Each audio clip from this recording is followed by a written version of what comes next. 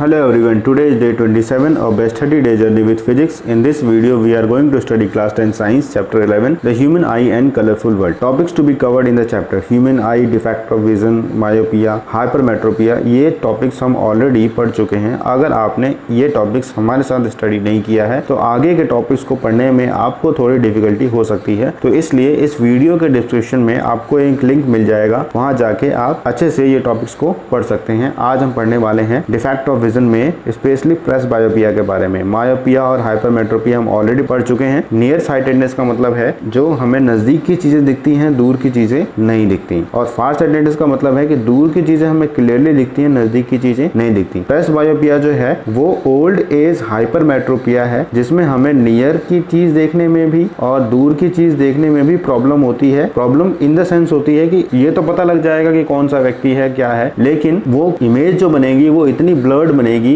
कि अच्छे से पहचानने में, अच्छे से दाग धब्बे देखने में या फिर उसके वर्ड्स को पढ़ने में दिक्कत होगी। तो आज हम पढ़ते हैं प्रेसबायोपिया के बारे में। आप एक फिगर को देख रहे होंगे। प्रेसबायोपिया ओल्ड एज हाइपरमेट्रोपिया है और हाइपरमेट्रोपिया में जो इमेज बनती है वो रेटिना के पीछे बनती है। ये रेटिना के पीछे बनती है और ये नेचुरल है। ये हम सबके साथ होने वाला है हाइपरमेट्रोपिया के केस में, लेकिन हम इसको कुछ समय तक रोक सकते हैं अगर हम कुछ आई एक्सरसाइज करें। आई एक्सरसाइज का मतलब ये है कि अपनी आईज के सामने आप अपने फिंगर रखिए लगभग 25 सेंटीमीटर आगे और उस फिंगर के टॉप को देखते हुए आप अपने हाथ को पीछे की तरफ ले जाइए, जिससे फिंगर दूर जाएगी, और फिर उसे नजदीक लाइए, फिर दूर लेके जाइए। तो इससे कुछ समय तक मतलब ये है कि ओल्ड एज में भी कुछ एज तक आपको कोई डिफिकल्टी नहीं होगी। तो चलिए शुरू करते हैं प्रेसबायोपिया के बारे में। Defect of vision in which an old person can not see near by object due to loss of power of accommodation of eye. Loss of power of accommodation में ये जो सिलेरी मसल्स हैं ये eye lens के focus को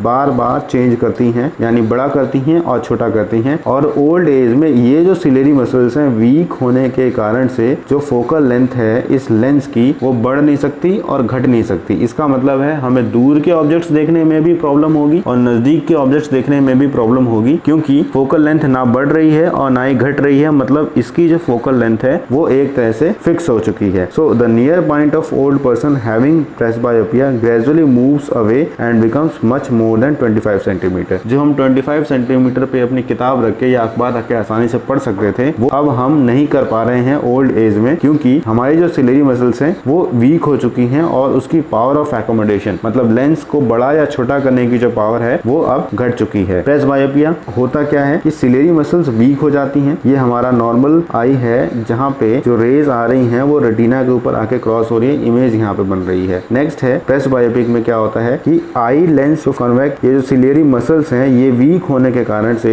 इसका जो focal length है वो चेंज नहीं कर पा रही हैं, और फोकल लेंथ चेंज नहीं करने के कारण से जो इमेज बन रही है वो रेटिना के पीछे बन रही है। तो इसकी जो कॉज ऑफ प्रेसबायोपिया है वो gradual weakening of ciliary muscles है। मतलब सिलेरी मसल्स इतनी ज्यादा वीक हो चुकी हैं कि वो लेंस को ना बड़ा कर पा रही हैं और ना ही छोटा कर पा रही हैं, हमारे फोकस को ना ही बड़ा कर पा रही हैं ना ही छोटा कर पा रही हैं, ताकि इमेज जो बने वो रेटिना के ऊपर बने। नेक्स्ट है करेक्शन ऑफ प्रेसबायोपिया। प्रेसबायोपिया को करेक्ट करने के लिए हमने यूज करना है bifocal lens of appropriate power. Bifocal lens में आप देख रहे होंगे एक लेंस है यहाँ पे, ये बड़ा लेंस लगा रखा है और एक लेंस इसके अंदर लगा हुआ है नीचे की साइड पे, और ये जो ऊपर का जो लेंस है ये हम कहते हैं कॉनकेव लेंस। कॉनकेव लेंस है और नीचे की साइड जो लेंस लगा है वो है हमारा कॉन्वेक्स लेंस। ऊपर का जो लेंस लगा रखा है वो दूर के ऑब्जेक्ट्स को देखने के लिए है और नीचे का जो लेंस लगा रखा है वो नजदीक के ऑब्जेक्ट्स को देखने के लिए है। ऊपर का लेंस कॉनकेव लेंस दूर के ऑब्जेक्ट्स को देखने के लिए, नीचे का जो लेंस है कॉन्वेक्स लेंस वो नजदीक के ऑब्जेक्ट्स को देखने के लिए। आप इस वीडियो को थोड़ा सा पॉज करिएगा और इस ग्लास को ध्यान से देखिएगा। आप अगर किसी स्पेक्स को देखते हैं तो आपको ये नहीं पता लगेगा कि कॉनकेव लेंस कॉन्वेक्स लेंस कहाँ पे है, बट आप और थोड़ा ध्यान से देखेंगे और नजदीक लाके देखेंगे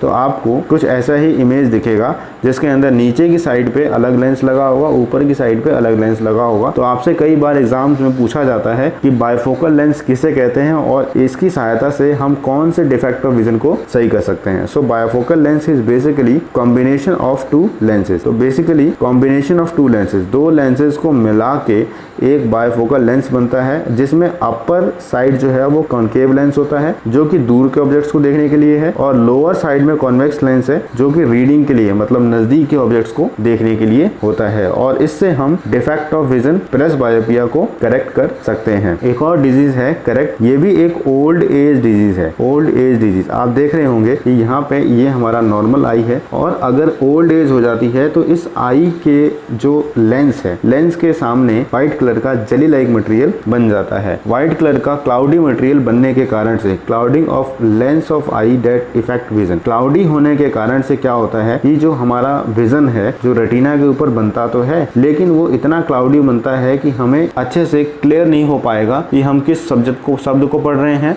और किस चीज को हम देख पा रहे हैं। हमें सिमिलर दिखेगा, कुछ ऐसा ही सिमिलर दिखेगा। इस कारण से ये जो डिजीज हो जाती है इसे हम कहते हैं कैटरैक्ट, जिसको हम सामान्य भाषा में मोतियाबिंद भी कहते हैं। This is the medical condition in which the lens of eye becomes progressively cloudy resulting in blurred vision of is called cataract। तो lens of eye है हमारे पास, लेकिन उसके सामने एक cloudy material आ जाता है, cloudy jelly like substance आ जाता है, जिस कारण से हमारा विजन तो है लेकिन वो blurred हो जाता है। blurred मतलब पहचान नहीं हो सकती कि हम कौन से शब्द को पढ़ रहे हैं, कौन से ऑब्जेक्ट्स को पढ़ रहे हैं, वो ब्लर्ड हमें दिखेगा। ब्लर्ड का मतलब डिस्टिंक्ट विजन नहीं दिखेगा। ये जो दो डॉट्स हैं इनके बीच का जो गैप है वो हमें नहीं दिखेगा, ऐसा लगेगा कि ये दो डॉट्स आपस में ऐसे चिपके हुए हैं। ये क्यों होता है? It decreases the vision of eye gradually and may lead to loss of vision. ये धीरे धीरे हमारी आई लेंस के आगे जो क्लाउडी मटेरियल है ये धीरे धीरे बढ़ता जाता है, बढ़ता जाता है, बढ़ता जाता है, और बढ़ने के कारण से धीरे धीरे हमारी विजन जो है वो खत्म हो जाती है और एक टाइम आएगा कि ये लॉस हो सकती है। तो आई लेंस के सामने जो क्लाउडी मटेरियल है इसको अगर हम हटा सकते हैं सर्जरी की सहायता से तो उसे हम कहते हैं कैटरैक्ट सर्जरी, और यही है करेक्शन ऑफ कैटरैक्ट। नेक्स्ट है the OPEC lens is removed from the I of the person by surgical operation. So cataract surgery में क्या होता है कि जो ओपेक लेंस है, ओपेक का मतलब जिसके आर पर हमें नहीं दिखाई दे रहा है क्योंकि उसके सामने क्लाउडी मटेरियल आ चुका है, उसको रिमूव करते हैं and a new artificial lens is inserted in place of it, और उसकी जगह हम न्यू आर्टिफिशियल लेंस को इंसर्ट करते हैं, तब जाके हमें अच्छे से दिखता है इस ओल्ड एज में। अब आप इस फिगर को ध्यान से देखिए, यहाँ पे ये नॉर्मल आई है जो हमें यहाँ पे प्यूपिल और आयरिस इस तरीके से दिख रहा है। आप ध्यान रखिएगा आयरिस जो है वो हमारा कलर ऑफ आई होता है, हमारे आई का जो कलर होता है वो आयरिस होता है, और जो कैटरैक्ट आई है उसके सामने आप देख रहे होंगे कि यहाँ पे कुछ ब्लर्ड क्लाउडी लाइक मटेरियल आ गया है हमारे प्यूपिल के सामने, प्यूपिल की जगह पे कुछ ब्लर्ड क्लाउडी लाइक मटेरियल आ गया है, और इस कारण के वजह से हमें नॉर्मल विजन में ये जो बलून्स हैं वो हमें यहाँ पे रेटिना पे दिख रहे हैं और हमें अच्छे से क्लियर दिख रहे हैं।